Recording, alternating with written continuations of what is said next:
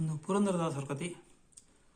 ಹರಿಯ ನೆನೆಯದ ನರ ಜನ್ಮವೇಕೆ, ನರಹರಿಯ ಕೊಂಡಾಡದ ನಾಲಿಗೆ ಏಕೆ. ಹರಿಯ ನೆನೆಯದ ನರ ಜನ್ಮವೇಕೆ, ನರಹರಿಯ ಕೊಂಡಾಡದ ನಾಲಿಗೆ ಏಕೆ.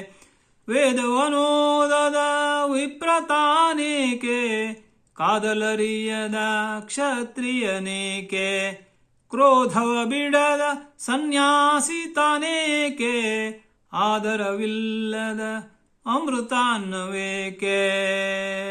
ಹರಿಯ ನೆನೆಯದ ನರ ಜನ್ಮವೇಕೆ, ನರಹರಿಯ ಕೊಂಡಾಡದ ನಾಲಿಗೆ ಏಕೆ. ಸತ್ಯ ಶೌಚವಿಲ್ಲದಾಚಾರವೇಕೆ, ನಿತ್ಯ ನಿಯಮವಿಲ್ಲದ ಜಪ ತಪವೇಕೆ. ಭಕ್ತಿಲಿ ಮಾಡದ ಹರಿಪೂಜೆ ಏಕೆ, ಉತ್ತಮರಿಲ್ಲದ ಸಭೆಯು ತಾನೇಕೆ.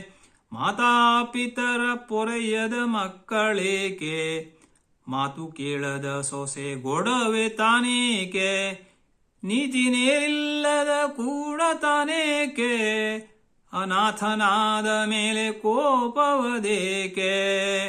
ಹರಿಯ ನೆನೆಯದ ನರ ಜನ್ಮವೇಕೆ, ನರಹರಿಯ ಕೊಂಡಾಡದ ನಾಲಿಗೆ ಏಕೆ.